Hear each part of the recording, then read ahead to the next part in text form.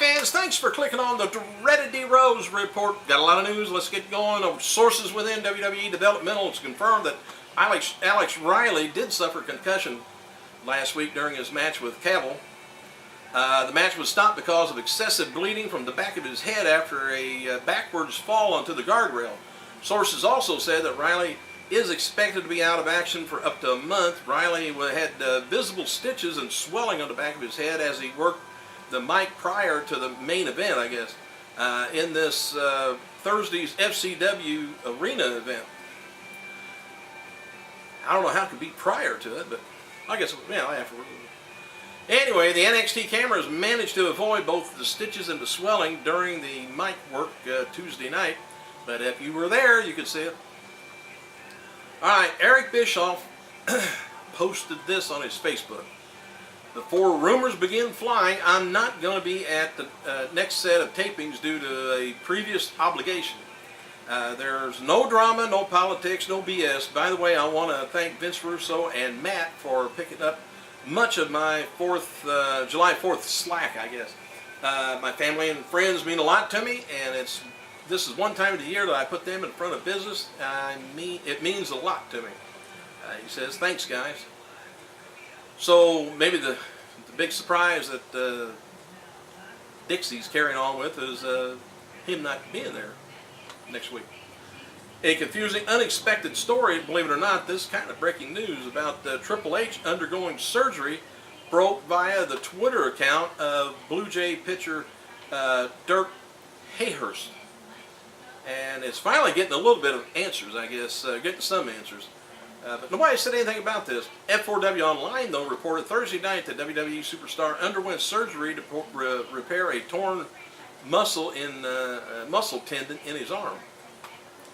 And if the story, proves true, which, hey, F4W, they said it, so it should be true. It would be kind of intriguing. While Triple H was reportedly suffering a number of nagging injuries, that there's been no talk of an arm tendon issue. And the assumption would be thus that he experienced a new injury while away from the ring. So it could have been while he was making the movie, it could be while he was just working out. Despite the reported injuries, though, the official reason for Triple H's absence from wrestling was to film 2 projects for WWE Films. He was originally expected back for SummerSlam feud with Sheamus, but the surgery, for which recovery is normally billed around several months, likely means that return is going to be postponed. Jeff Jarrett has been teasing big news on his Twitter account this past week. Over July 3rd, Jarrett wrote, "Received some big, huge news," and then that was it. On Wednesday, he wrote, "The huge news is happening today and tomorrow." Well, that was a few days ago, so the huge news must have happened, and today is tomorrow. I haven't heard nothing. Later on Wednesday and then Thursday, Jarrett posted photos that he called hints of what the big news is. And the first photo looked like a shot of an island, and a second photo looked like a spotlight that you would see on a movie set or a TV set. One fan speculated that the first photo was Staten Island in New York. So the hints mean nothing to us. New York's in the spotlight, maybe? I don't know. Alright, furthermore, Dixie Carter issued a tease. Something big on her Twitter account is coming. Dixie wrote the following. It says, "Oh, if you guys only knew who I met with today, you will know." Jim Ross wrote the following update regarding Ricky the Dragon Steamboat on his Twitter. He said, "Steamboat is out of ICU and should be released from Tampa Hospital in a few days. Should be good to go in a month." Tuesday's episode, do you think JR might be the Raw manager, maybe? Nah. Tuesday's episode of WWE NXT on Sci-Fi scored a 0.38, which is around 1,128,000 viewers. A video package will air on tonight's SmackDown that introduces a new diva to the main roster, and expected that the new diva is WWE developmental talent AJ Lee. Lee was on the road with WWE a few weeks back, I guess. Bistista is currently training with Cesar Gracie, the team in California, to determine if he wants to further a career in MMA. People at the training facilities really like Bistista and feel that if he could dedicate himself, he might do well because of his strength and athleticism. Final card for TNA Victory Road pay-per-view looks like this so far. TNA World Title, Mr. Anderson, Abyss, Jeff Hardy, Rob Van Dam, all after each other.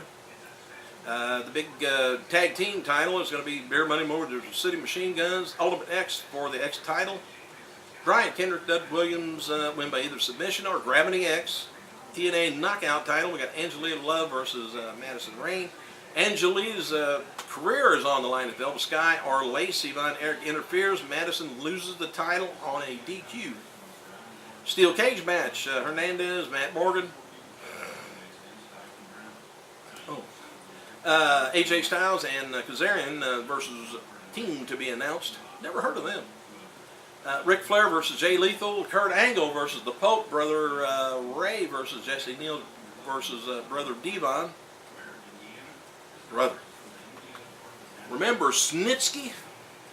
Former WWE Snitsky is starring in a new movie. I don't know if I told you this yesterday or not. It's called Manos, The Search for Valley Lodge. And the movie is a sequel to Manos, The Hands of Fate, which in 1966 on Entertainment Weekly was called the worst movie ever made. Anyway, it starts filming in 2011. It's scheduled to be released in 2013.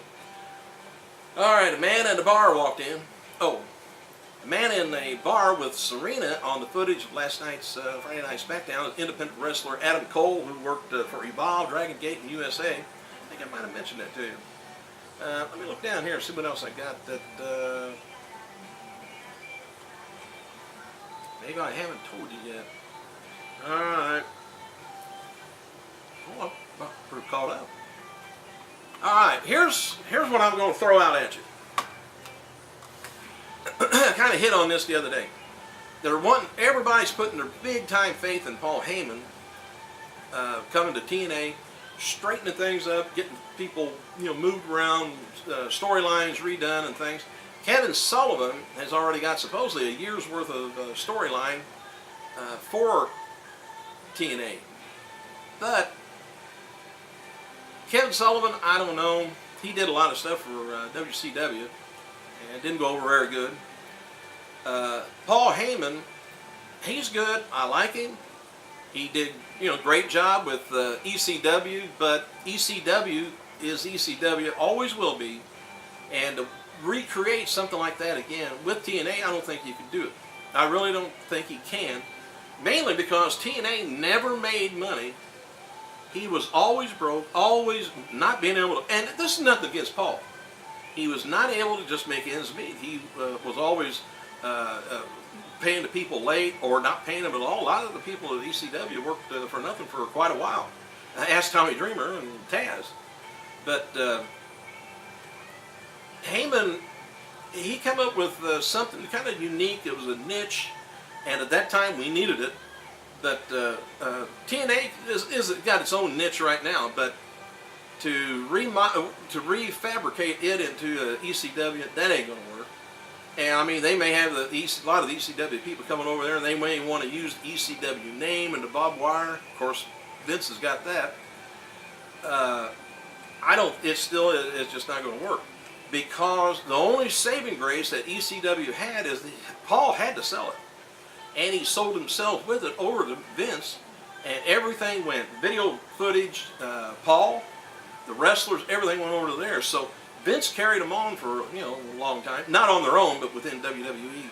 And but when ECW was on their own, they didn't do good. They made a lot less money than Dixie's making right now. So don't put your eggs in all that basket. And Kevin Sullivan, I'm not too, I don't know what he'd come up with. There was some crazy stuff that went on in WCW, but we'll find out what the big news is. But hey, about out of time. I gotta go.